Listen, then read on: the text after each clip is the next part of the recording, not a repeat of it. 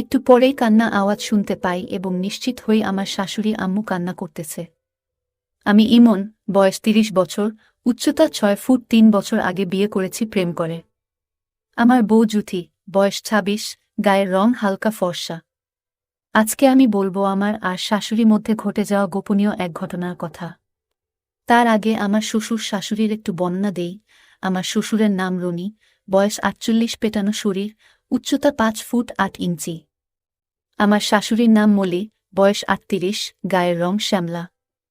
আমার শ্বশুরের একটা মুদির দোকান আছে, আর শাশুড়ি গৃহিণী। আমার বউ তার বাবা মার একমাত্র সন্তান। আমার শ্বশুর শাশুড়ি একটা ফ্ল্যাটে থাকে। ফ্ল্যাটের বর্ণনাটা হলো ২টা পাশাপাশি বেডরুম আর একটা ২ রুমের সাথেই অ্যাটাচড বাথরুম। আর ২ বেডরুমের সাথে অ্যাটাচড একটা ডাইনিং, তার সাথে কিচেন রুম। বরাবরের মতোই আমার বউ জুথি আর আব্বু আম্মু খুব ফ্রি মাইন্ডের, যেটা আমার কাছে খুবই সুখের আর আনন্দের। আমার শ্বশুরকে আব্বু আর শাশুড়িকে আম্মু বলে ডাকি। তবে আম্মু অনেক বেশি রাগী মেজাজের মানুষ, যে কোনো কথাই রাগী ভাব নিয়ে কথা বলে। আব্বু একেবারে নরম মনের মানুষ, সবসময় হেসে হেসে কথা বলার চেষ্টা করে। আম্মু সবসময় সেলোয়ার কামিজ পরে আর আব্বু সাধারণত লুঙ্গি আর গেঞ্জি পরে বাসায়। ঘটনা শুরু হয় আমার বিয়ের প্রায় ৪ মাস পর। আমি আর আমার বউ জুথি যখন তাদের বাসায় ঘুরতে যাই। যাওয়ার পর আব্বু আমাকে বলল, ইমন, তোমাকে একটু ইন্ডিয়া যেতে হবে। আমি বললাম, কেন আব্বু? আব্বু বলল, আমার ব্যবসার কিছু জিনিসপত্র আনতে হবে। আমার যাওয়ার কথা ছিল, কিন্তু আমি যেতে পারবো না, দোকানের চাপ অনেক। আমি তো মহা খুশি, ভালোই তো, শ্বশুরের টাকায় বউকে নিয়ে ইন্ডিয়া একটু ঘুরে আসতে পারব। ইন্ডিয়া যাওয়ার কথা বলায় জুথি আমার মন খারাপ করে দিল, কারণ ওর শরীরটা ভালো না, ওর যেতে ইচ্ছে করছে না। কিন্তু আমার একটু অবাকই লাগলো, কারণ যে ঘুরতে যাওয়ার পাগল, ইন্ডিয়া যাওয়ার খুবই শখ তার। যাই হোক, মন খারাপ করে বসে রইলাম, কিন্তু কাউকে বুঝতে দিলাম না। তবে এই মন খারাপের উপরে আরও মন খারাপ করে দিল আমার শাশুড়ি। সে নাকি আমার সাথে ইন্ডিয়া যাবে, তার নাকি কিছু কেনাকাটা আছে। এমনিতেই আমার শাশুড়ির মেজাজ প্রচুর খিটখিটে, তার ওপর এখন আমার সাথে ইন্ডিয়া যাবে। ভেবেছিলাম বউর সাথে যাক বা না যাক, নিজে নিজে একটু এনজয় করব, এখন তাও আর হলো না। যাই হোক, আমার শ্বশুর কাগজপত্র রেডি করে দিল ২ জনের। সেখানে আমরা ২ রাত ৩ দিন থাকব, যথারীতি ২ দিন পরে আমাদের ফ্লাইট। আমি আর আম্মু বিমানে উঠে গেলাম। আজকে আম্মুকে একটু অন্য রকমই লাগলো, কারণ তিনি আজকে একটা গর্জিয়াস জর্জেটের খেলোয়াড় কামিজ পরেছে, ওড়নাটাও একপাশে ঝুলিয়ে রেখেছে। তো বিমানে একসাথে সিট পড়েছিল। আমাদের পুরো রাস্তা আম্মু ঘুমিয়ে ঘুমিয়ে গিয়েছে, আর আমি মোবাইল টিপে সময় পার করেছি, কারণ আম্মুর সাথে থাকায় কোনো দিকে তাকানোই যায় না, কি না কি ভেবে বসে। তো ফ্লাইট ছিল সকাল ৭টায়, আর এসে পৌঁছালাম দুপুর ১টায়। আমার শ্বশুর নিজেই হোটেল বুকিং করে রেখে দিয়েছিলেন, যথারীতি সেই হোটেলে গিয়ে ঢুকলাম। হোটেল বয় আমাদের নাম সম্পর্ক জানতে চাইল। আমি আমাদের নাম বললাম আর বললাম আমরা শাশুড়ি আর মেয়ের জামাই। তখন হোটেল বয় আমাদেরকে বলল যে আপনাদের হোটেল যখন বুকিং দেওয়া হয়েছিল, তখন তো বলা হয়েছিল স্বামী স্ত্রী থাকবে, আর আপনাদের জন্য তো কাপল রুম বুকিং দেওয়া হয়েছে। আমি শাশুড়ির দিকে তাকিয়ে দেখলাম আমার শাশুড়ি আম্মু মুচকি মুচকি হাসতেছে। তখন পরিস্থিতিটা ঘোলাটে হয়ে গেল, কি করব বুঝতেছিলাম না। তখন আমার শাশুড়ি আম্মু পরিস্থিতি সামাল দিয়ে হোটেল বয়কে বলল, আরে ও মজা করেছে, আপনি স্বামী স্ত্রী লিখেন আর তাড়াতাড়ি রুমের চাবিটা দেন, আমার ফ্রেশ হতে হবে। আমি তো পুরাত খেয়ে রইলাম। তখন আমার শাশুড়ির আগের স্বরে আমাকে বলল, ইমন, তাড়াতাড়ি চলো, ভালো লাগতেছে না, রুমে যেতে হবে এখনই।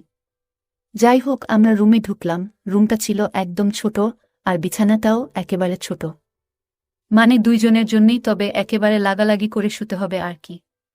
আম্মু বেড দেখে আরও ফায়ার হয়ে গেল। আম্মু বলল, এটা কে বলে কাপল বেড, একজনের উপর আরেকজন উইঠা শুইজা ঘুমাইতে হবে। বালের রুম বুকিং দিচ্ছে। আম্মু গোসল করতে গেল, আর আমি জুথিকে ফোন দিলাম। জুথির সাথে কথা বলে আমি খাটে এসে শুয়ে পড়লাম, খুব ক্লান্ত লাগছিল। একটু পর আম্মু গোসল করে বের হলো। যাই হোক, সেদিন সারাদিন বাসায় থাকলাম। তবে আমি মাঝে মাঝে বাইরে গিয়ে গিয়ে সিগারেট টানছি আর আম্মুকে নিয়ে চিন্তা করলাম। যাই হোক, রাত ১১টা বেজে গেল। আম্মু তাড়াতাড়ি খেয়ে ঘুমাতে চাইল, আর আমাকেও ঘুমাতে বলল। আমরা একসাথে হোটেলের দেয়া খাবার খেয়ে নিলাম, এখন শোবার পালা। আম্মু বলল লাইট নিভিয়ে দিতে, প্রচুর গরম পড়েছে তাই। লাইট নিভিয়ে দিলাম, ঘরটা একদম অন্ধকার হয়ে গেল, কিছুই দেখা যাচ্ছিল না। শুয়ে পড়লাম। আম্মু আমার বাম পাশে শুইছে, আমার উল্টা দিকে হয়ে আমার দিকে পিঠ দিয়ে। তবে লাইট নিভানোর পর কিছুই বোঝা গেল না, তো ঘুমানোর আগে ভাবলাম একটু জুথির সাথে কথা বলি। কয়েকবার কল দেওয়ার পরও ধরল না। তখন আম্মু বলল, কাকে ফোন করছো? আমি বললাম জুথিকে, কিন্তু কল ধরে না। আম্মু বলল, থাক আর ফোন দিও না, ঘুমাও, মোবাইল চালাইও না এখন। আমি ঘুমানোর জন্য খুব চেষ্টা করতেছি, কিন্তু ঘুম আসতেছে না, কারণ একে তো নতুন জায়গা, তার উপর জীবনে প্রথম শাশুড়ির সাথে এক বিছানায় শুয়েছি, তাও আমাদের মাঝে মাত্র 4 আঙ্গুল ফাঁক।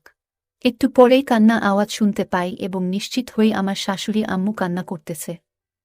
আম্মুকে ডাক দিলাম আর জিজ্ঞাসা করতে লাগলাম, কি হয়েছে আম্মু, কোনো সমস্যা? অন্ধকারে কিছুই দেখতে পারতেছি না, আম্মুর কান্না থামতেছে না, আমি তো কিছুটা ভয় পেয়ে গেলাম।